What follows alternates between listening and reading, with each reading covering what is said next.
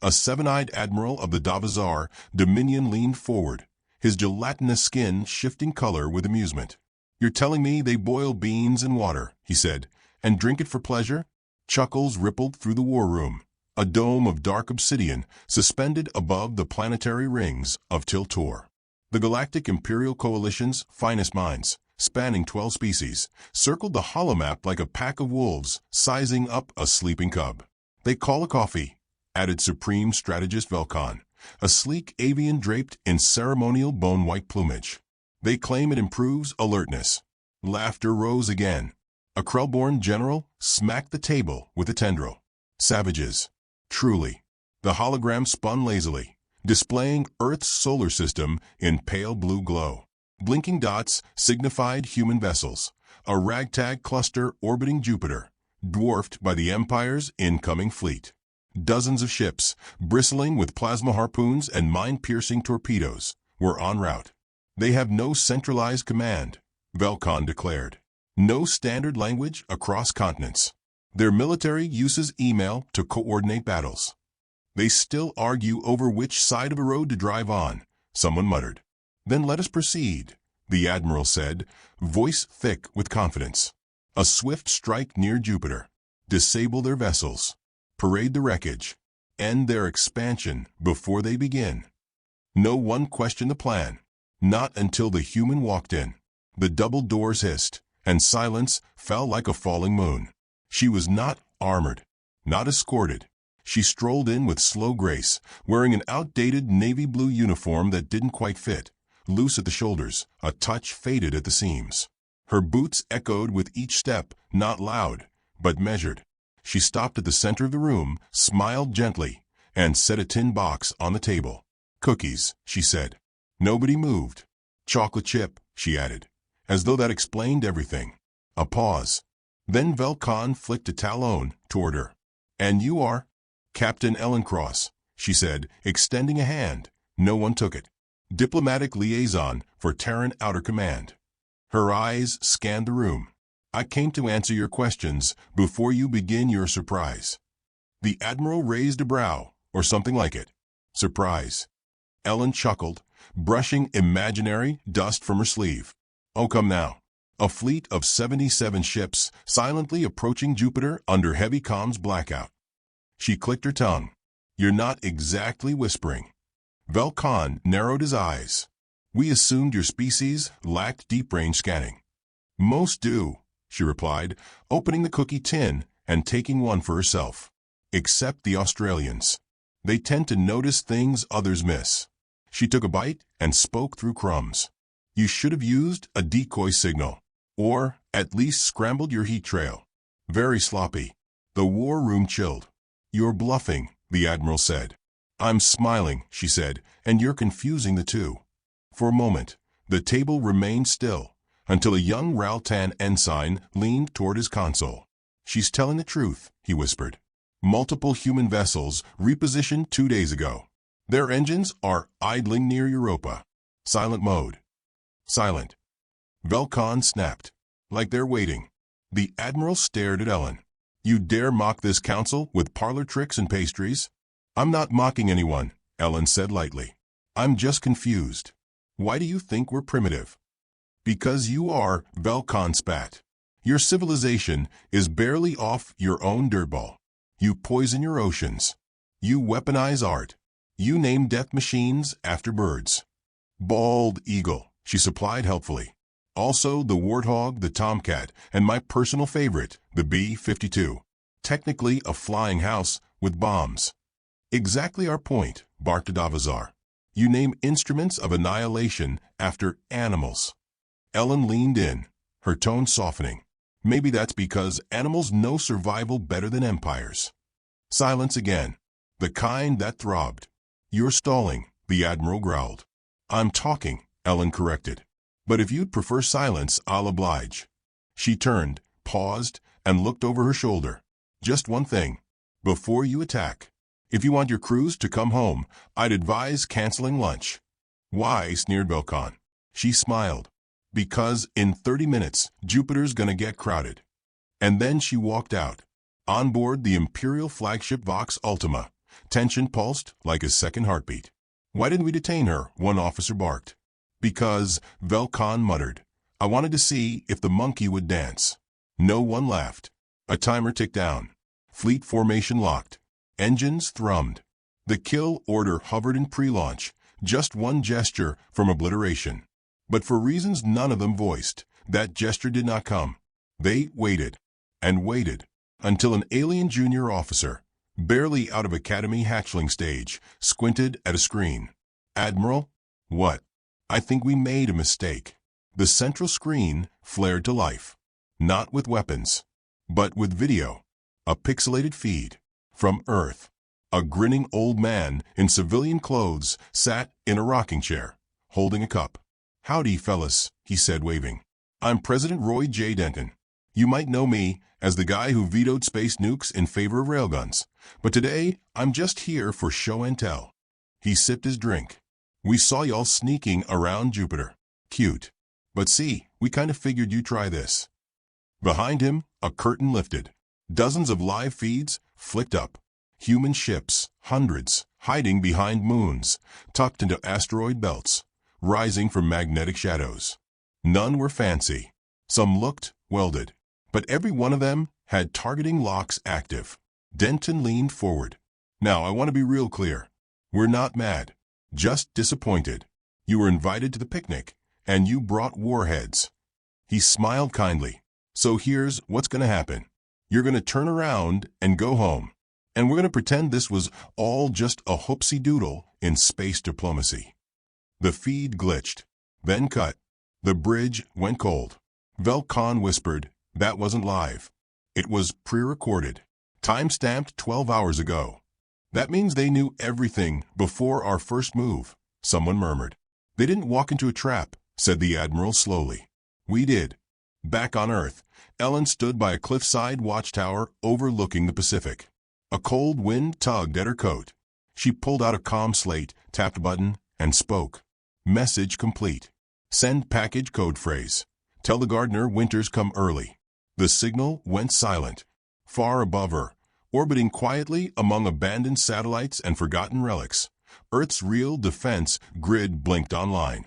Not lasers, not missiles, but silence, precision, and the kind of darkness that only humans knew how to weaponize. Ellen closed the slate and looked out at the endless horizon. "They never learn," she whispered. "Not until it's too late." The moment the Imperial fleet crossed Neptune's orbit, they were greeted not with resistance, but with jazz. Soft, brassy, confident jazz. It crackled through the vacuum relay, sliding past encrypted channels like it had been invited. The horns waltzed. A snare brushed, lazy and cool. Then a voice, male American Southern, crooned, "Fly me to the moon." No one spoke on the bridge of Vox Ultima. They listened, confused, unnerved. "Is this psychological warfare?" hissed Subcommander Tresh. "Or a distress beacon?" another officer guessed. Velkan clenched his talons. "Mute it." The music died. But a moment later, another channel opened. A different human voice whispered, "Knock, knock." Silence. The crew turned toward the Admiral. "Who's there?" The voice finished for them, laughter in his tone. Too late. The transmission cut. "Trace that signal," Velkan ordered, feathers bristling. "Now." "Trying." "But it's bouncing between lunar satellites and Martian weather buoys," said the technician, brow furrowed. "It's not one message. It's dozens layered, delayed. They're playing tag with our sensors." A new voice came through, this time a female, young, laughing. "Hey, you found our voicemail system. Good job. Press 1 to surrender. Press 2 for advanced sarcasm. Press 3 to scream into the void." Tresk slammed the console. "What is this madness?" The Admiral's voice cut through the rising tension. "Order the forward line to advance on the human fleet near Jupiter. Wipe out whatever junkyard ships they've got orbiting their gas rock. We need blood before this foolishness infects morale. Engines ready. Target lock set. Launch." In the black between moons, the Empire struck first. 17 high-yield plasma torpedoes screamed toward a human cruiser stationed near Europa, a hunk of rusted hull welded from repurposed freighters, its heat signature faint. The impact lit the dark with blue fire. Alien officers exhaled, triumphant, until the smoke cleared, and the ship was still there. Not damaged, not cracked, just empty. A decoy. Suddenly, 20 more human ships flared online around Ganymede, flickering from dark to bright in synchronized precision. They hadn't moved. They'd waited. Those were lures, Velkan whispered. They let us strike first, muttered Tresk. And we hit nothing. From the shadows of the asteroid belt, a human transmission came through. A calm, female voice. Familiar. Ellen Cross. It's okay. We've all fired too early before. Happens to the best of us. The Empire launched another volley. This time at the ships around Ganymede. They struck two. One buckled, venting metal and sparks. Cheers erupted, until the wrecked hull folded open like a flower, revealing no cockpit, no crew, just crates. Crates labeled, this side up. Velkan paced the deck, muttering calculations. This isn't warfare. It's performance. On screen, Earth vessels began to shift. Not in retreat, but in strange, deliberate arcs. Some turned sideways. Others vanished behind Jupiter's radiation belt. Are they fleeing? A junior officer asked. Maybe, Velkan said. Then why are we exploding? Came the bitter reply. Indeed, across the grid, Imperial vessels began dropping, sabotaged not by weapons, but by absurdity. One cruiser collided with an uncharted human weather drone, rigged with a mini-singularity core. Another drifted into a web of tiny debris, scrap metal scattered like breadcrumbs, each fragment wired to relay magnetic pulses that fried systems from within. They're using their own junk as traps, Tress breathed. This isn't war. It's a playground. And then came the laughing. From every hacked frequency, human voices, not triumphant, not cruel, just amused. A male voice piped up. We'd like to thank the Galactic Empire for testing our outer perimeter. Your feedback is important to us. Another added, if you're experiencing technical difficulties, try turning your fleet off and on again. Then a child's voice. Is this thing on? Boom. And a nearby destroyer actually exploded. Velkan roared. Find the source of those transmissions. There are hundreds, someone cried. Some coming from abandoned mining rigs. Others bouncing from their own destroyed satellites. One's coming from a music player attached to a goat skull. Everyone paused. A goat skull. Yes, it's wearing aviators. The Admiral slammed his claw down. Enough. Begin formation Theta 4. Full assault. No more games. But as they repositioned, human ships scattered, not away, but inward. A trap. The Vox Ultima shuddered. One of the smaller human ships had rammed its hull, barely a tenth the size, no shields. Fools, Tress snarled. What did they think that would accomplish? The crew peered closer. The wreckage drifted, then latched on. Its hull unsealed. Not with a weapon, with a panel. Inside were scrap pieces of old satellites, pressurized paint cans, and a cassette player wired to a repeating loop. Click. Surprise. Boom. Paint erupted through the vacuum, blinding half the viewports in sticky neon orange. No damage, the technician reported. Just humiliation. Why are they laughing? Tresk whispered. They're trying to make us angry, Velkan realized. To make us careless. Well, it's working. The Admiral stared at the chaos unfolding. Dozens of human ships had not even fired yet. They simply moved, perfect arcs, calm flanks, never chasing, always guiding. Do you see it? Velkan whispered to Tresk. They're hurting us. To where? The answer came seconds later. Every ship's sensor pinged. A signature. Massive. Something behind Jupiter. And it was waking up. Earth's secret remained quiet only until now. A ship? No, a platform. Drifted forward from behind the planet's shadow. Longer than any alien vessel, its surface matte and pitted with burned scars. No lights. No banners. Just steel and purpose. It had no name on file. Because it had never been used before. It powered up. And one by one, alien ships began to vanish. No explosion. No beam. Just silence. The command bridge of Vox Ultima went red. High-yield gravity displacement, muttered the technician. It's folding space around our ships. Where did they go? Tresk choked. We don't know. Ellen's voice returned. If you find them, let us know. We're missing a few collectors. Velkan felt sweat pool under his neckplate. This is impossible, he whispered. Their species is only a few hundred years into flight. This can't be real. Maybe it isn't, came Ellen's voice again. Maybe it's just a bad dream. Elsewhere, Ellen stood on a catwalk overlooking Earth's Defense Relay Station, Kilo 9. A cigarette dangled from her fingers, unlit. Beside her, a marine technician watched the chaos unfold on a panoramic screen. They're falling for it, he said. They always do, she replied. You think they'll keep fighting? Ellen stared ahead. No, she said. They'll start begging soon. Below them, ships hummed in coordinated patterns, like dancers preparing for the crescendo. Humanity hadn't built the biggest fleet, but they had choreographed it. And it was nearly curtain call. Message from Earth High Command, the technician said. One word. Smile. She smiled, then turned toward the comm station. Back aboard Vox Ultima, chaos reigned. Multiple fleets down. Sensors blind. Systems faltering from EMPs disguised as music files. The aliens screamed for order. And then all the screens turned white. A single image appeared. A smiling human child, holding a stuffed bear. Text underneath read, "Made you look." Then the real message followed. From Ellen. Face solemn. Eyes steady. We tried kindness. We tried distance. You wanted war. You came to our front porch. She tilted her head. So we left the door open. The bridge fell silent. No one laughed. But in space, the humans still did. Not because they mocked. Not because they were cruel. But because they'd already won. And it was just now that the galaxy began to understand. You don't measure a predator by its roar. You measure it by how long it waits before smiling.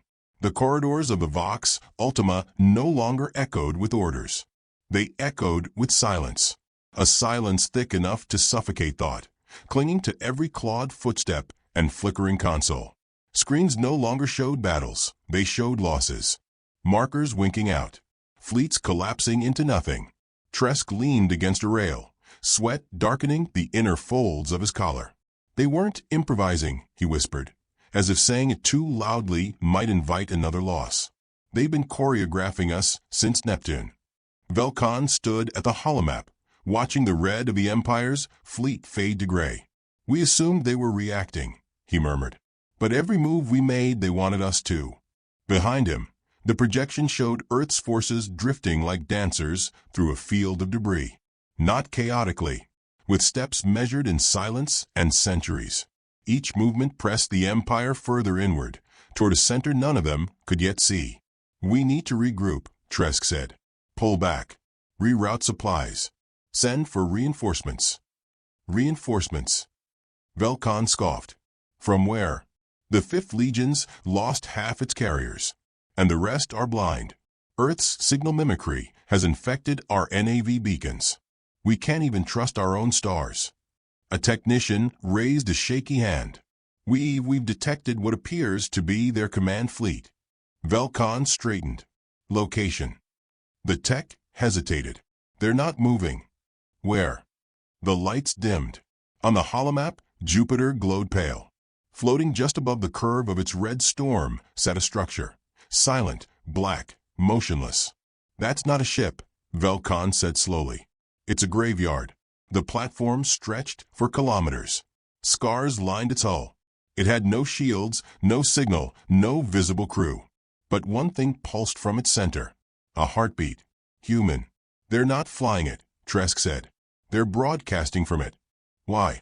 Ellen's voice answered before anyone else could. Because we wanted to give you a chance. Her message wasn't live. Just a loop. A soft one. Almost kind.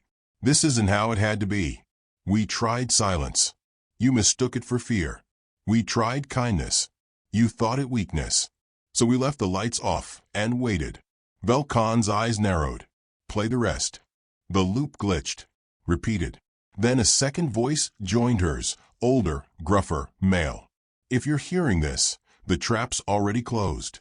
Back on Earth, in a bunker beneath Wyoming soil, Ellen Cross stood inside a dim room lit only by analog dials and humming screens. Around her, a team of 12 watched their quiet symphony play out on dozens of feeds. No chaos, no shouting, just motion. "This is it," said Colonel Nash, fingers stained with oil. "We spent 10 years pretending we didn't know how to build a spaceship. They spent 10 years laughing." "They stopped laughing," Ellen said quietly. Nash handed her a slate. "Final sequence is ready. Your voice or mine?" "Yours," she said. "They've already heard too much of me. It's time they hear what we really are." Velkan stared at the projection. His fleet, what was left of it, drifted on the edge of Saturn's rings now, attempting to regroup. But something was wrong. Every attempt to exit the perimeter was rerouted. Ships sent in a loop. A digital cul-de-sac. "Why aren't they letting us go?" Tresk asked. Velkan turned slowly. "Because they don't need to chase us. They built the fence before we even arrived." He stepped closer to the map. "They predicted we'd attack. Lured us here. Not just physically. Psychologically. The arrogance we mocked, they fed it. The weakness we ridiculed, they exaggerated it. Their primitive tech? Just low-res camouflage." He drew a claw across the glowing space near Earth. "They weren't improvising. They were inviting." Behind him, the room flickered. Then came a new broadcast. Not music. Not jokes. A single word. "Begin." The map changed. Human ships, thousands, lit up. Not only near Jupiter. All across the system. Behind moons. Inside hollowed asteroids. Embedded in comet trails. The Empire hadn't walked into a war. They'd walked into a maze. And they were the mice. Across the Empire's remaining fleet, systems began shutting down, not from attack, but from confusion. Coordinates didn't match. Stars rotated wrong. Even time felt unstable. Because Earth hadn't just mimicked signals. They'd mimicked the laws of navigation. Somehow. "This isn't possible," whispered Tresk. "They've rewritten physics." "No," Velkan said. "They rewrote our expectations." And then the human weapons came.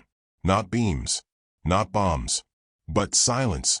Ships simply ceased to respond. "Are we being hacked?" one officer yelled. "No. They're folding our comms through black box loops," the tech stammered. "It's like they're recording our thoughts before we even send them." "And how are they powering this?" Velkan asked bitterly. The answer came via a new message. Ellen's voice again. "You laughed at our coffee, but you forgot what it meant." In the control center, Ellen stood before a wall of ancient coffee pots, each wired to capacitor units. One technician grinned. "Told you caffeine would save the world." Another piped up. "Also, turns out every vending machine we launched in the 80s was accidentally built from radiation-absorbing alloys." "Who knew?" Ellen chuckled. "Sometimes our chaos becomes genius." She turned to Nash. "Time. 11 minutes until total lockout." "Good. That'll give them a little more time to panic." "Mercy." She hesitated. "Let's see if they ask for it." Velkan did not ask. But someone else did. From a smaller Imperial ship, a civilian research vessel dragged into war by proximity, came a signal. A plea. "We surrender. Please. We're just scholars. We didn't want this." Ellen's voice answered. Not sarcastic. Not cruel. "Drop weapons. Power down. Stay still. We'll collect you." And she did. They did. That ship alone was spared. Velkan stared at the transmission. Why would they spare one? Why not make a point? Tresk answered before the Admiral could. Because that was the point. They wanted us to see that. Mercy in the middle of annihilation. Not weakness. Control. Within an hour, the Empire's entire campaign dissolved. The remaining ships were trapped in fold space loops or corralled by planetary gravity wells pre-seeded with human signal disruptors. The humans didn't need to fire a shot anymore. They had won the war with planning. No armada. No brute force. Just traps within traps. Ellen's final message played across the dying comms. Next time, knock. Then the feeds went black. Somewhere between Saturn and Jupiter, in the dim-lit bridge of a half-functioning dreadnought, Velkan sat alone. Tresk was gone. His ship folded into silence. The admiral breathed shallowly. He finally understood. Humans didn't wait for war. They waited for invitation. They didn't start battles. They closed doors. He looked out at the stars and whispered to no one, "They were never laughing at us." He paused. They were laughing because they already knew. Behind him, the ship's emergency lights flickered, and a new signal blinked. Not human, not alien, just one word, pulsing in Terran binary. Stay. Aboard the Vox Ultima, everything that could fail had already done so. Power surged in choking intervals. Emergency lighting bled crimson through cracked glass.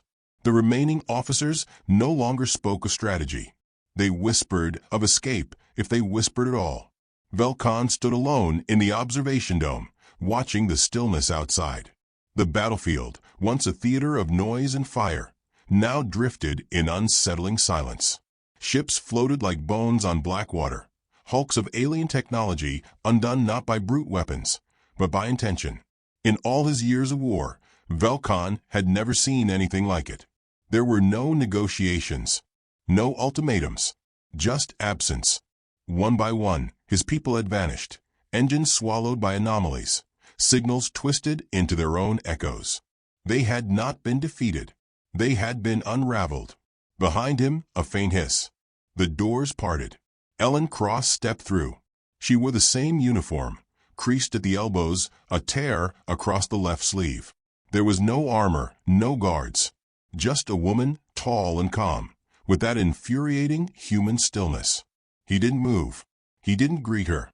"I asked to be brought to your last bridge," she said, eyes scanning the cracked terminals. "This is it, isn't it?" Velkan turned his head, slowly. "You mock me by sending a diplomat to bear witness?" "No," she said softly. "I came as a witness myself, to see it end." His mandibles twitched. "You knew from the start." She nodded once. "From the first scan of your heat trail. From the way your scouts lingered around Saturn's magnetic shadow. From the way your first transmission referred to our species as mammalian anomalies. That was your mistake. You thought we didn't listen." Velkan exhaled through clenched jaws. "You could have warned us." "We did," Ellen replied. "But you laughed at the warning, like you laughed at the coffee." He turned then, fully, eyes narrowing. "What are you?" "Human," she said. "No. That's your species. I ask what you are. Because this was not war. This was extinction done slowly." She tilted her head. "Extinction is when nothing remains. We let you live." He froze. "We gave you an escape vector. One corridor. One narrow path through Neptune's field. The civilian researchers found it. So can you." Velkan stared at her as if she were carved from ice. "You want us to run?" "No," she said. "We expect you to." He stepped forward, towering over her, voice a whisper now. "Why spare us?" Ellen met his eyes. "Because you're not a threat anymore. You're a memory in motion. We just want to make sure that memory carries fear." He flinched. "We never wanted this," she added. "We built our cities quiet. We painted our rockets like rainbows. We wrote poems before we forged steel. But the universe saw kindness and thought it was softness.